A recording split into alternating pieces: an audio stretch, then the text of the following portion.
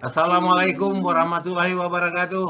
Waalaikumsalam Waalaikumsalam warahmatullahi warahmatullahi Wah, wabarakatuh. kita udah masuk ke 10 hari terakhir puasa ya. Cepat Ya, kali Bang Halis. Ya, Ya, udah.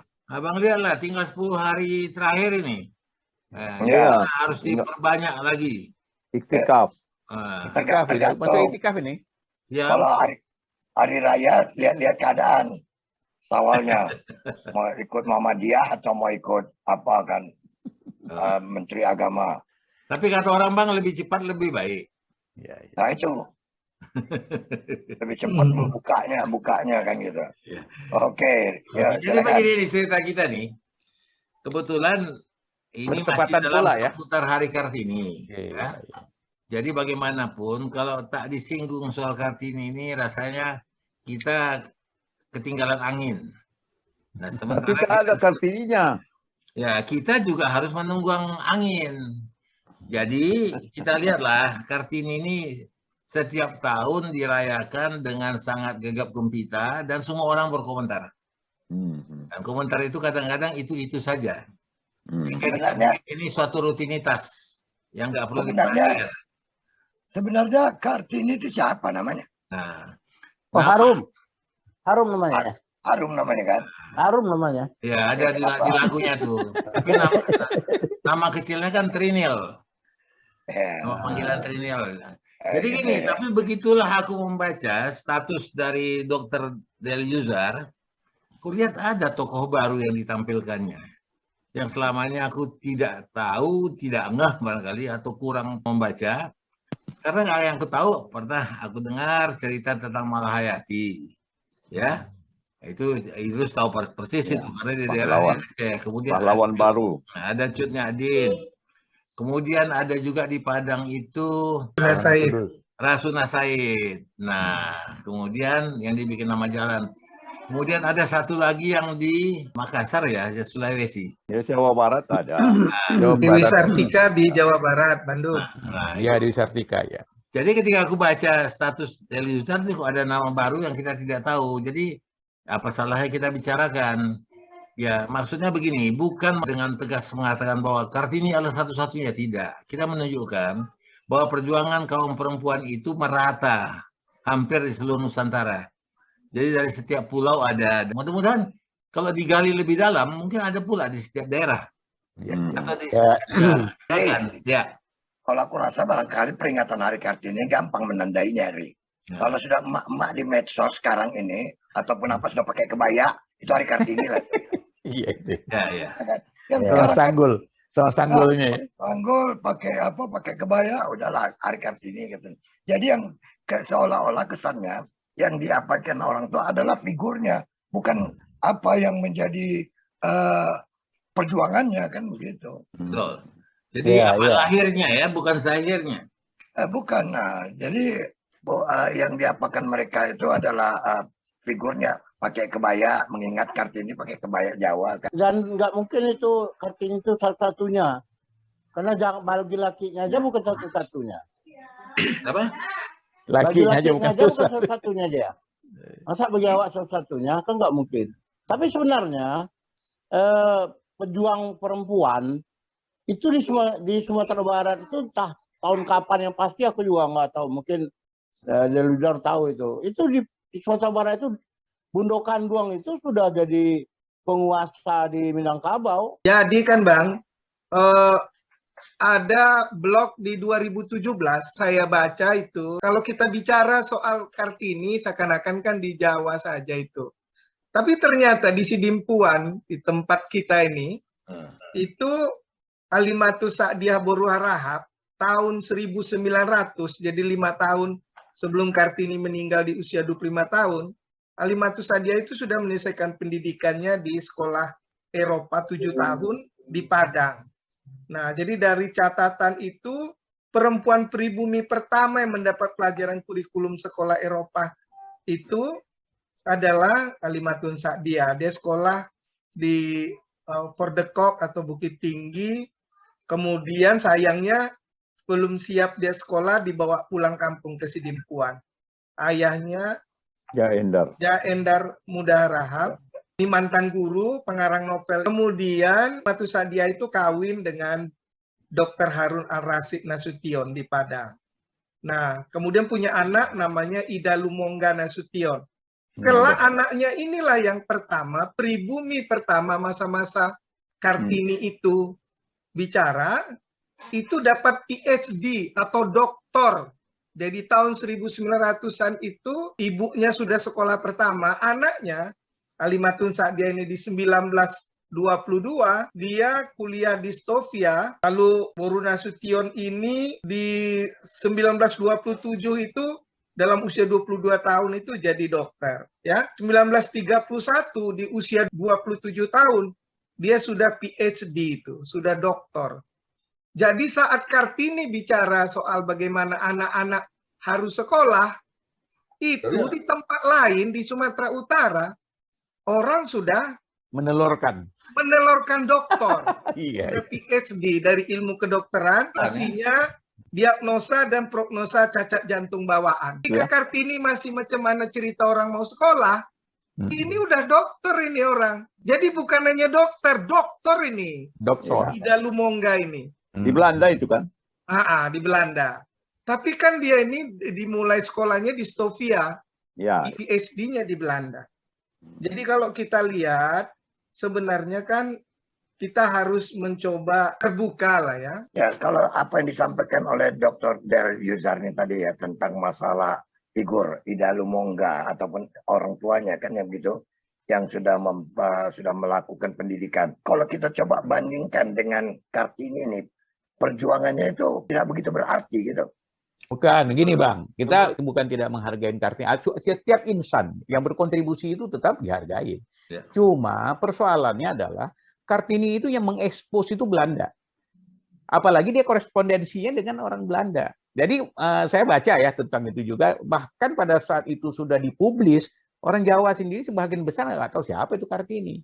Nah, jadi exposure kalau di marketing namanya branding itu yang luar biasa dibuat sehingga itu menjadi sesuatu di masyarakat Indonesia terus dikembangkan dan positif memang yang dilakukan oleh Kartini. Kata lain yang mau dibilang Idrus ini secara lebih tegas adalah surat-suratnya itu dengan kawan yang di Belanda itu diterbitkan oleh kawan yang di Belanda itu.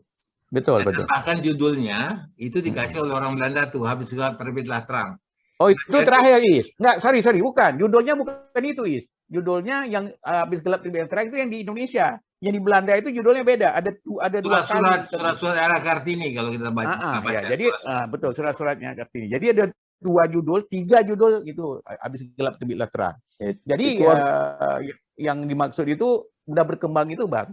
Nah, sekarang yang oleh Dr. Del tadi mengangkat lagi ada tokoh lain. Kalau ini memang nggak lagi terbantahkan. Banyak sekali tokoh-tokoh wanita justru ada sebelum zamannya Kartini. Sebelum Belanda masuk pun, kayak Malahayati itu sudah jadi tokoh yang luar biasa melawan Belanda. Bayangkan, gagah perkasa, perempuan loh. Ya, ini bukan karena aku orang Aceh yang mau ekspos ini. Dan itu deretan. Ada Cu Nyadin, Cu Mutia, Cu Barin, segala macam. Itu tokoh-tokoh wanita semua di Aceh. Nah, tapi bicara besar kecilnya gaungnya itu tergantung exposure. Yeah. Tergantung bagaimana orang mengekspos sebuah nama itu dan propaganda yang sedemikian rupa. Dan pemerintah juga tidak mengabaikan. Kayak Cu Nyadin juga pahlawan, Malahayati juga pahlawan. Tapi ini kayaknya lebih fokus pada pahlawan wanita lah. Dan malah arahnya ke emansipasi dan lain sebagainya. Karena ini dikembang-kembangkan terus. Jadi fokus ke wanita. Jadi sebenarnya kalau kita bicara wanita, perjuangan, pergerakan atau aktivitas yang dilakukan oleh wanita itu juga tidak ada batasnya. Nah, ini kenapa dalam benak kita ya, kenapa justru Kartini ini yang harus diperingati tiap tahun? Bang, aku punya jawaban buat itu, Bang. Ini barangkali moral of the story ya. Kita tidak menggugat bahwa betul kita akui bahwa Kartini banyak melakukan perbuatan dalam perjuangan anak-anak miskin dan anak-anak yang tidak bisa baca. Tetapi Kartini is not the only one. Bukan satu-satunya perempuan yang berjuang melawan kemiskinan dan keterbelakangan. Banyak yang lain. Itulah yang dikatakan oleh Idrus tadi. Dan kita harap juga pada masa-masa sekarang akan timbul juga. Ini yang sekarang kan nggak muncul nih orang-orang baru nih kan. Yang paling kita dengar nanti juru bicara G20 saja yang cantik itu. Nah, wah, ketua DPR Indonesia sekarang kan perempuan kan? Ya. Perempuan. Ya. Nggak kenal aku. Presiden Bunda ada perempuan Indonesia nih. Ketua BPK yang baru Nah, juga perempuan. Banyak perempuan sekarang. Jadi itu dia ya. Kenapa? Kadang-kadang ada orang yang mempromosikan diri. Ada orang yang tidak dipromosikan, orang yang mempromosikan dia. Itu sebenarnya lebih. Iya. Tapi Pak Promosi Isyari, paling ampuh sekarang, Bang Bahar. Promosi Ya. paling ampuh pakai baliho. Iya. Baliho kemana-mana. tapi pada akhirnya ada orang mempromosikan diri, ada orang dipromosikan orang lain. Pada intinya itu kan tergantung kualitas manusianya. Yes. Seringkali kita menilai kualitas itu dari jabatan atau dari yang di atas kertas. Nah, itu Bang barangkali Bahar, yang- tidak selalu berdasarkan kualitas individu atau kualitas diri, juga termasuk kepentingan yang ingin mempublikasikan seseorang. Iya. Ya, itu tidak Kepentingan terlepas dari diri itu. ya. Dan kualitas masyarakatnya juga Betul. untuk melihat sisi-sisi kepentingan tadi. Ya, itu yang lebih apa lihat, lebih berat ke situ itu. Iya. Jadi kalau kita arahkan ini, aku tangkapan aku ya, pemahaman aku terhadap perjuangan Kartini yang dihijauantahkan sekarang, yang lebih digembar-gemborkan lebih ke arah kepada emansipasi. Iya. Tapi aku kadang-kadang melihatnya sekarang dengan cerita emansipasi itu juga kebablasan dan salah kaprah. Karena apa? Wanita itu punya kodratnya kok. Tapi persoalan dia belajar setinggi langit itu sah-sah saja, hak dia. Tapi dia tidak boleh meninggalkan kodratnya sebagai wanita. Kalau apalagi sudah bersuami misalnya, dia harus melayani suaminya, melahirkan anak, melayani rumah tangga. Tapi tidak harus dia yang mengerjakannya. Kalau dia pintar kan, wah, berarti kalau itu harus di dapur kan nanti. Sekarang kan ada perubahan, Bro. Demikian. Hah? Perubahannya kan sekarang kalau dulu kita menganggap bahwa wanita itu harus di bawah lah. Kan begitu. Ya Emang di sekarang bawah? mereka sudah tidak, mereka sudah berpikir kapan aku mesti di atas katanya kan begitu. ya. Sebelum dilanjutkan, saya ingin mengingatkan kembali tadi pertanyaan Bang Halis, kenapa sekarang digembar-gemborkan Kartini? Karena memang hari Kartini itu April sudah diputuskan, makanya setiap April cerita Kartini keluar Bang Halis. Jadi sesuai dengan sejarah dia ya. Jadi makanya kalau itu, tapi memang kalau perlu memang setiap daerah juga memperingati pahlawan-pahlawan dia seperti Malahayati di Aceh dari berdasarkan itu kan, atau menggali pengetahuan baru seperti yang dijelaskan Del tadi ya, awalnya dari kampung saya Halimatus Sa'diyah itu kan, atau walaupun si Lumongga itu dari Lampung, Nasution tapi dari Lampung kan bertitik tolaknya ke Ethiopia kemudian ke Belanda. Barangkali memang mungkin orang-orang kesehatan atau para sejarawan sudah harus, dan kita ini sudah harus menulis. Karena Kartini itu menulis Bang Halis. Makanya saya menulis, nanti 20 tahun lagi tulisan saya yang dibaca orang. Sebenarnya kita harus lihat di sini ya, sisi fokus yang diperjuangkan itu mungkin itu agak berbeda. Kan tadi dibilang, misalnya Kartini fokus yang diperjuangkannya apa.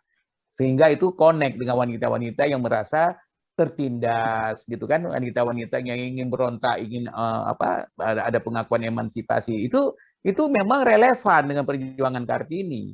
Tapi kalau kita bilang Malahayati, itu lain lagi, itu butuh orang-orang yang punya nyali, yang orang bangsa lagi. Ya Bang, kan, itu beda.